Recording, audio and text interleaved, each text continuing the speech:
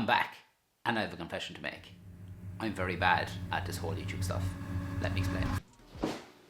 So, around 3 months ago, no, nearly 4 months ago now, I visited Tony. That's the guy you've seen in the intro. I went to his shed, his garage, and he showed me his lowrider Honda Accord that he has built over the last few years. It took me a little while to put the video together. I had a few bits going on, but the video is finally finished and I can actually share it with everybody. It was a great day out, just chatting to him and hanging out. And we were talking off camera and camera. But yeah, enough talking from me. Enjoy the video and I'll catch you at the end. Enjoy.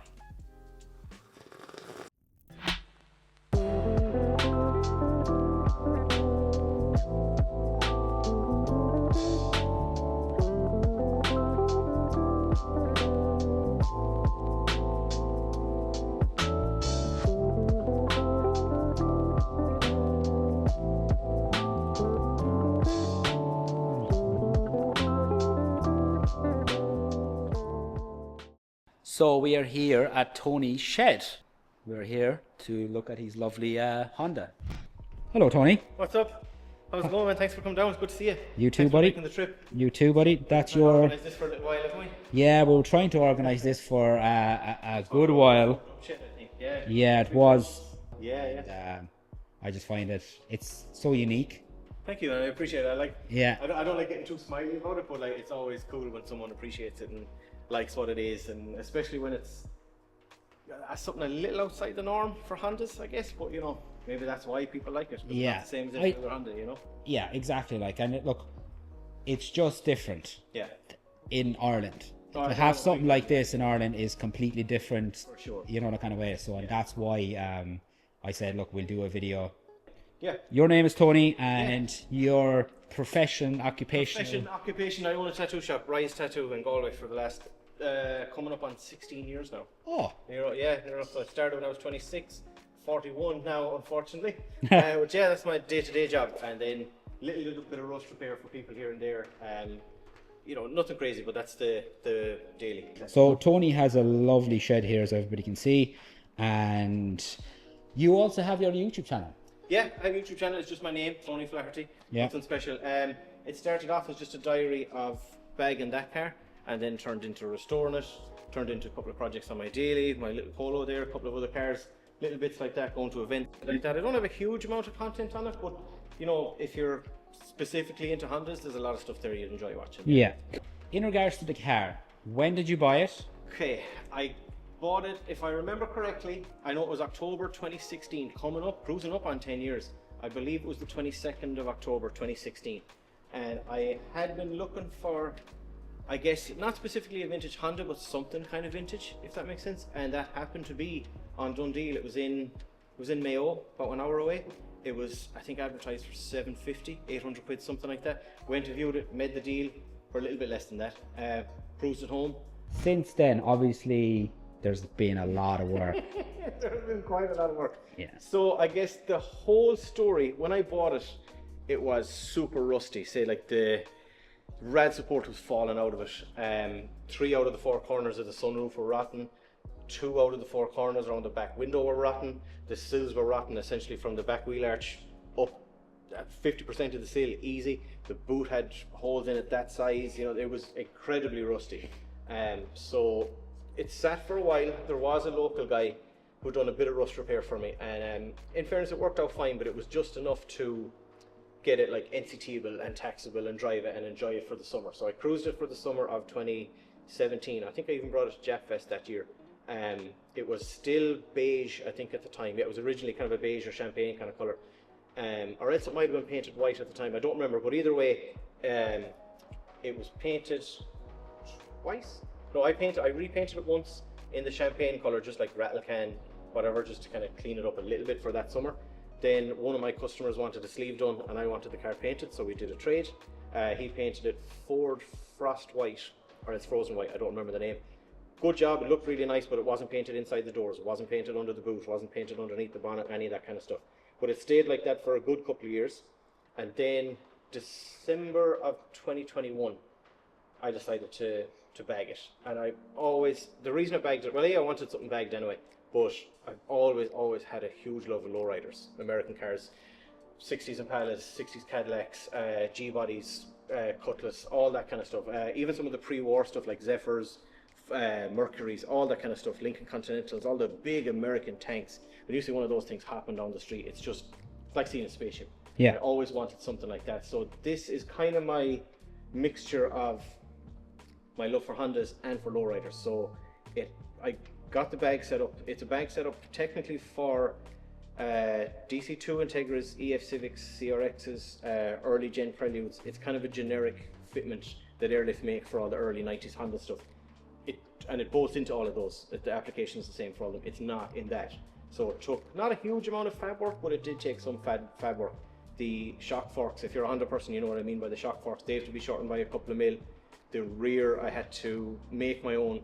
I got a set of front and a set of rear factory top mounts, chopped them all up and made a custom one to fit the air shock.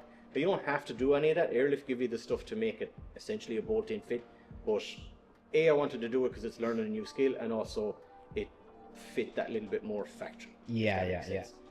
But after that, it kind of snowballed after that, because even if you were to go back and watch one of my first couple of videos when I was bagging it, I said, I'm not going to go crazy, I'm not going to restore it, I'm not going to do this, I'm just going to bag it. And of course it went the complete opposite way. At this point, I mean, the only thing that's in the car that's still original or hasn't been replaced is the rear wheel bearings. That's about it. Oh, and a fuel tank. And even the fuel tank, I have one in the other shed to go into it at some point. But it snowballed from there, and then, you know, I got the SSR mesh. I always liked that wheel, but they're also, like, if you look at them, they're kind of like a mixture of, like, anyone that's into Japanese cars, they know what a mesh looks like.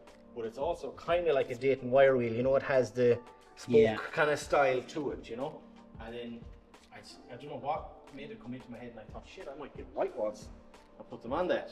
And I will admit, when I bought them, I thought, oh, this might look kind of stupid, but I don't know, man. I think the white walls make the car. They really give it that low. They do actually, because they actually stand out a good bit. Exactly, they're super eye-catching, yeah. And luckily, they're actually, I don't know if people have noticed this, but they're actually fake. They're not actually tires. It's a thing that when you're putting the tires on the wheel, you slip that over, and then you blow up the tire and it catches there. So they're easy to replace. Like, those ones are wrecked. I need to replace those. They're on it for a couple of years. But it gives it that definite look. And it definitely does. Like, and I didn't actually know that they were that they're fake. Yeah. That's actually blowing my mind now. You know, yeah. Well, it's the cheap way to do it, because at the time, a 14-inch tire in a white wall was, I don't remember what it was, but they're only available in the US, and the price of them and the shipping was crazy. It just wasn't worth it. Yeah. To be honest. And then a set of those off eBay was like 70 quid or something like that. So if you change them out every year, it's almost nothing, you know. But once I did that, it really started to look more lowridery, that style to me, and that's when it kind of just something clicked in my brain. Like, okay, this is going to be my version of a lowrider. So that's when, like, I learned how to, I won't go so far as say learned how to pinstripe and paint stuff, but started figuring it out, and I pinstriped the airlift manifold, the air tank itself, and then just as an experiment, I tried to engrave the wheels, the lips of the wheels. They've come out really cool and held up really well for something that was just an experiment. You know, they've come out really nice. I could do with getting them polished, obviously, but overall, the effect is cool, and everybody notices. Like, at a show, I never really thought anybody would notice, but everybody picks up on it, you know. See, small details sometimes go a long way. Exactly, yeah. And with that in mind, I engraved the steering wheel as well in a similar kind of style. Again, just something kind of eye-catching, and then it just, again, I know I've said it already, snowballed. I put the name of the car in the mirror. Again, kind of as an experiment, but just for the extra wow factor, and to put the name of the car. Like, you always see lowriders have a name. Yeah. And then just put that in the car. And then for Dubshed this year, I was trying to kind of do something just a little bit different, and that at least that I know I'd never seen before.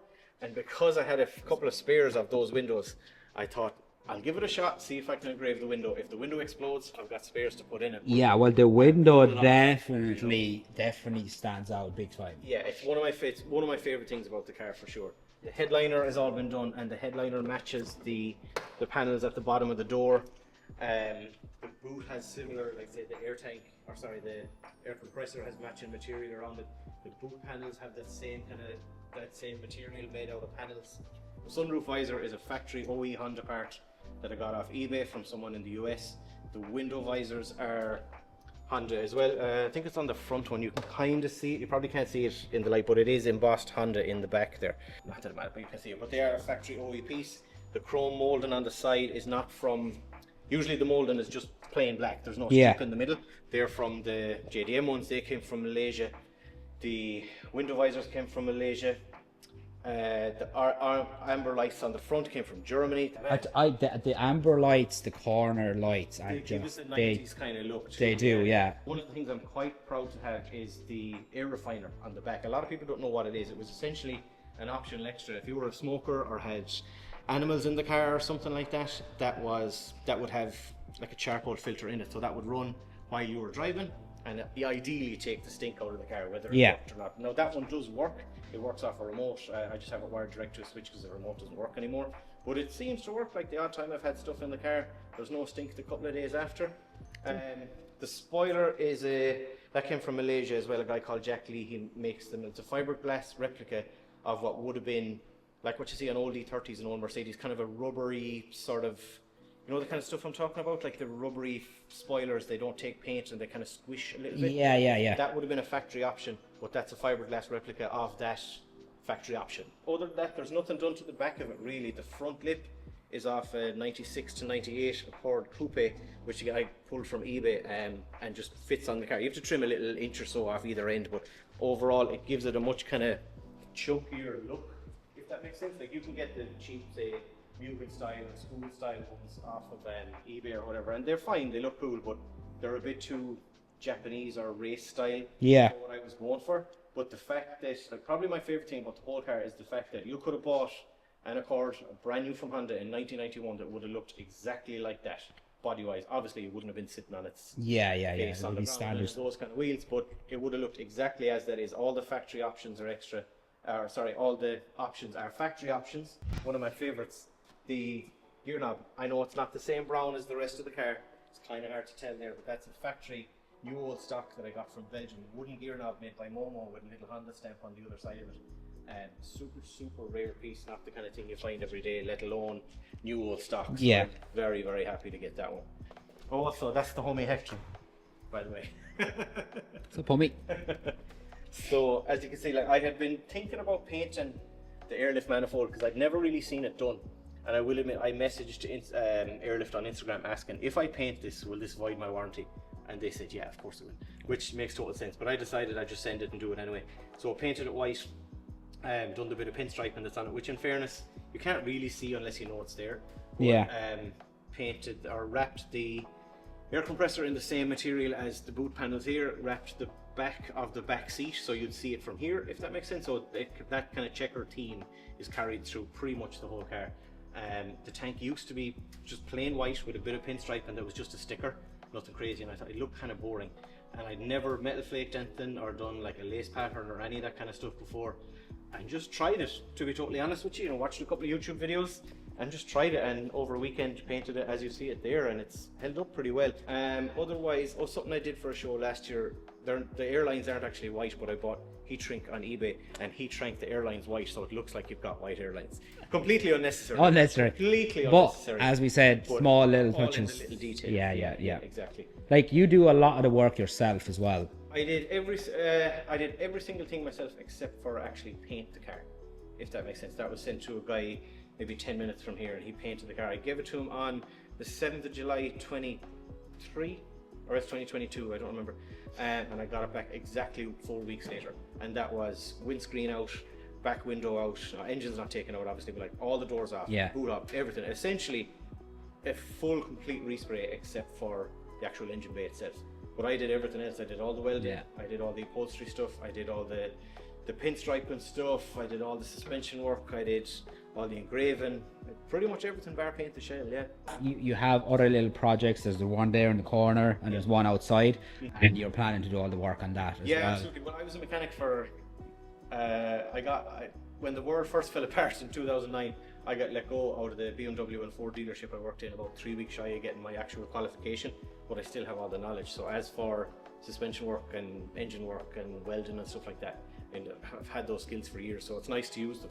You know, I keep it fresh. 100%. I plan on did all the work on that myself. I'll do all the work on the Beetle. I did all the work on my wagon, a little bit of rust repair and just general stuff like that. You can see it all on, if you wanted to see it, it's all on my YouTube channel. Yeah. But yeah, I try and do as much as I can as possible, because A, it learns a new skill, and B, it's worth trying, because if you try something and it works, you've saved yourself a fortune. If you try it and it doesn't work, you're going to be bringing it to someone to do it anyway, so why not? And like, you have the perfect space here to do it. You have your own shed. Yeah, exactly. I said this to you off camera before we start rolling, that it's safe to say that this is the only lowrider Honda style in Ireland.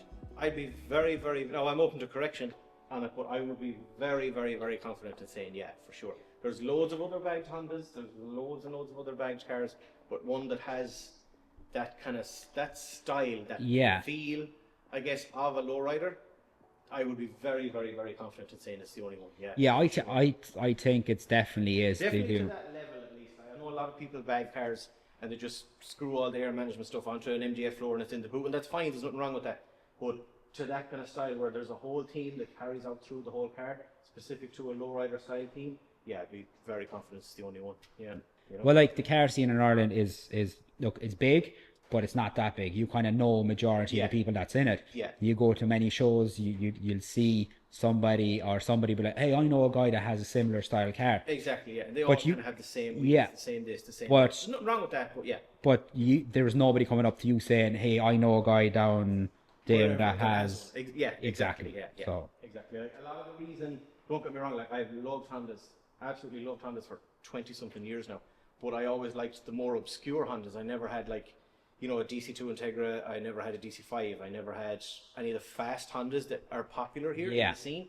I always preferred the more slightly oddball sort of ones. But if you've seen one Honda, you've seen them all a little bit. And I say that with respect. But that's why... Yeah, but you have appreciation for these cars. Like, you're not... You didn't build it just because, you know, it's cool. You actually love Hondas. Yeah. Like, that's... Absolutely. That kind of style is not necessarily my cup of tea, but I can absolutely appreciate it for sure. Yeah. Definitely. And what sort of power did it come from? Like, as from far as I know, I don't remember exactly off the top of my head. It's something like I think 120 or 140 horsepower, brand new. It's a single cam, 2 liter single cam carburetor engine. It's not fast by any means, but I mean, it'll go. You know, I've never gone any more than maybe 80 or 90 mile an hour in it. Maybe, well, you don't need to. It's a cruiser. That's exactly it. It's a cruiser, and especially on the bags as well. It's super, super comfy. The engine has about 300,000 on it, maybe, miles, and the car has probably a couple of thousand if you consider it to be fully refreshed, like when I restored it. But I mean, the engine runs like a little sewing machine. There's nothing wrong with it. All I've ever done is maintain it, plugs, leads, you know, distributor cap and stuff here and there. Other than that, it runs like a little sewing machine, which is good and bad, because I'd love to take... There's two other things I might do with that car. I would like to put a K-series into it, say pull the original engine out, paint the bay, you know, do maybe not a full wire tuck, but like a semi-wire tuck. Being a carbureted car, there's lots of vacuum lines, it's hard to hide.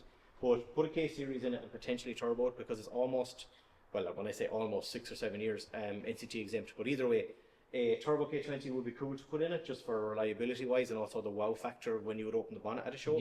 Or take the original engine out, do the same thing, paint the base, simple wire tuck, weld up any of the unnecessary holes, reseal the engine, rebuild the engine, and then say paint the gearbox white, paint the engine white, or paint the block white, I mean, polish up the head, maybe engrave the head, or not the head, but the rocker cover, you know, like re-zinc every single little bolt and have it, because the name of the car is white gold, so if you opened up the bonnet, the engine bay was white, gearbox was white, the block was white, and you had all the gold fittings and bolts and all that kind of stuff, it would really it's the only part of the car that I'm not, I won't say unhappy with, but that could do it work. You know, I might never do it, but if I was to do it, that'd be the last thing that I would do. Yeah, but that was going to be my next question. Like, what's the next step?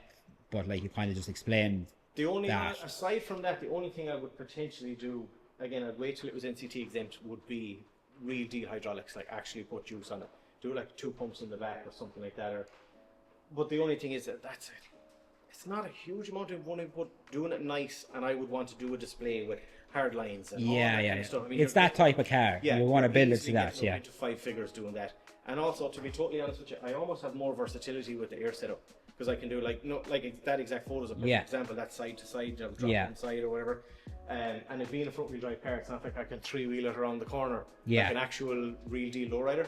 So that's something I would potentially do, but realistically, if I was to just pick one of those two things, it would be the engine side of things. Yeah, Okay. for sure. Yeah. You know, the only thing I always find out of the ordinary about it is I'm always surprised at how much people that like the fast Hondas and they're like their Type Yeah. R this and their SIR this, that and the other, the people that just like Honda that goes like a rocket. I'm always surprised by how much those kind of people like it. Yeah. Because it couldn't be any further from what those kind of people go Yeah. for. Yeah. But it does get a lot of attention. It's never gotten me bad attention. It's always cool to have someone come up and say that they like it, because you could have people say they love it who you could look at them and think they wouldn't be into cars at all, let alone Yeah. a car that looks like that, you know? Yeah. You know, it's I'm super happy with it. The most important question, I was thinking about this, like, what's the most important question I want to ask him? Like, would you ever sell it? Not a chance, not a hope, no way.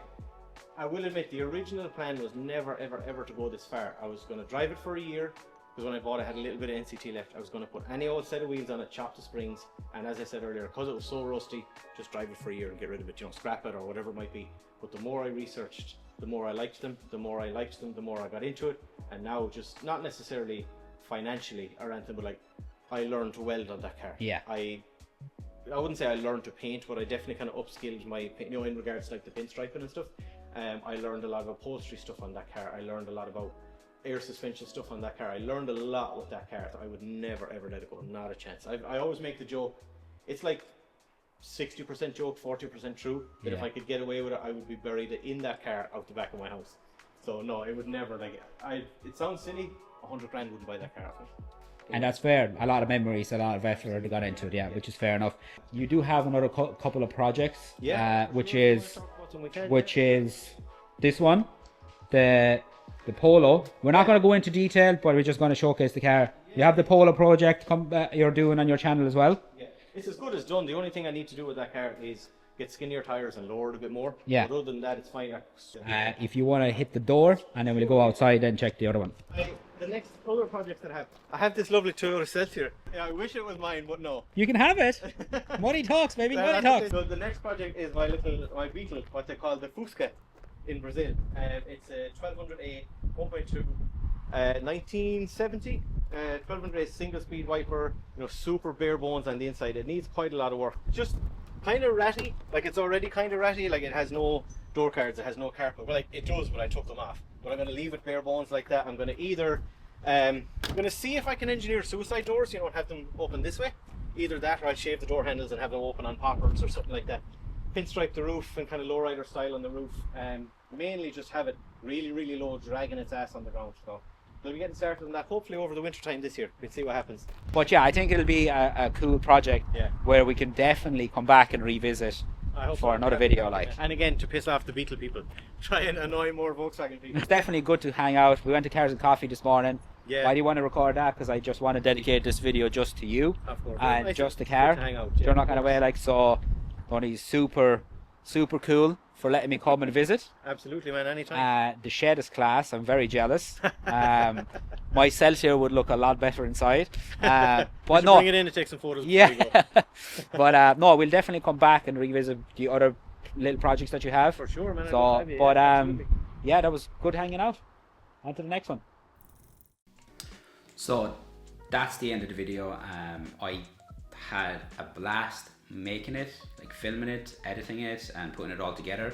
I hope that I did justice for the car and for Tony representing or showcasing his car. It was definitely a unique piece, and I tried to use all my video editing skills and my equipment and my knowledge that I have for video to put it together. Now, I'm no expert, I'm no pro, but look, I thought I'd done a decent enough job. And look, if you watched it this far and you watched all the video, please let me know in the comments below. Was it good? Was it bad? Was it something you improved? Should I do more of these? Should I not? Should I just leave it alone and just leave it to professionals? Overall, I had fun.